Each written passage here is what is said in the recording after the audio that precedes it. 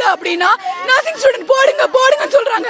ஆனா அன்னைக்கு அந்த டியூட்டிக்கு ஆளு போட்டு எங்க யாரையும் பார்க்க விடல. எங்களை ஏன் விடல பார்க்க விடல? நாங்க படிக்கிற பிள்ளைங்க தானே. மத்த நாள் நாங்க போஸ்டிங் ஆள் எங்களை கேக்குறாங்களே ஏன் நைட் விடல அப்படி எங்களுக்கு தெரியாம என்ன பண்ணாங்க? ஃபர்ஸ்ட் ஹார்ட் ப்ராப்ளம் இப்ப சொல்றாங்க. ஒரு அனஸ்தீசியா ஜெனரல் அனஸ்தீசியா மட்டும் தான் கொடுத்தாங்க.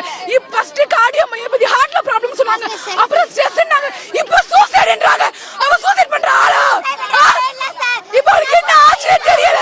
அப்படி சூசைடு அப்படின்னா இது சூசைட்னா 4 நாளைக்கு முன்னாடி அட்மிஷன் ஆயிருக்கா சார். அப்ப எப்படி சார் சூசைட்னு சொல்லுவாங்க? போய் கேட்டதுக்கு யாருமே உள்ளார விடல. ஓட்டில வச்சு பண்ண வேண்டிய ப்ரொசீஜரை வார்டில் வச்சு பண்ணியிருக்காங்க. அவ்வளோ ப்ளீடிங், அவ்வளோ பிளட் சார். ஒரு இன்ஃபார்ம் கிடையாது.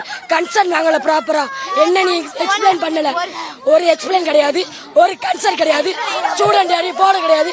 சென்ட்ரல் லைனை மாத்தி இங்க போட்டிருக்காங்க. பேக்குள்ள வச்சு சர்ஜரி பண்ணிருக்காங்க. எப்படி சார் பண்ணுவாங்க? லைன் போட்டா கூட கன்சர்ன் சொல்லணும். ஆனா யாருமே இன்ன வரைக்கும் கொன்னுட்டாங்க சார். ஈஸிதாவே அவளுக்கு கார்டியக் ப்ராப்ளம் ஒண்ணு கூட கிடையாது. ஆபரேஷன் தியேட்டர்ல ஒரு ஓடி சிலிண்டர் கூட இல்ல. சிலிண்டர்லாம் இருக்கலாம். ஆபரேஷன் தியேட்டர்ல ஓடி சிலிண்டர்லாம் எப்படி இருக்கலாம்? 1.5 மணி நேரம் ஓடிக்கு என்ன பண்ணாங்க? ஓடி சிலிண்டர் இல்லாம 1.5 மணி நேரம் ஓடி என்ன பண்ணாங்க? கூட பண்ணல சார். ப்ரொசீஜர் பண்றதுக்கு முன்னாடியே சிபிஆர் கொடுத்திருக்காங்க.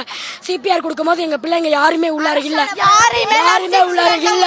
விடல.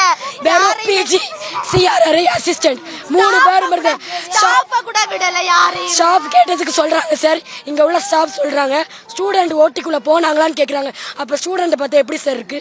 ஒரு க்ளீன் பண்றது துடைக்கிறது மட்டுமே எங்க வேலை. இங்க ஒரு சம்பளம் இல்லாத வேலைக்காரங்க அவ்வளவுதான். நாங்க வேற எதுக்குமே இன்ன வரைக்கும் ஒரு டீன் எங்கள்கிட்ட எதுவுமே வந்து ஆறுதல் கூட சொல்லல சார்.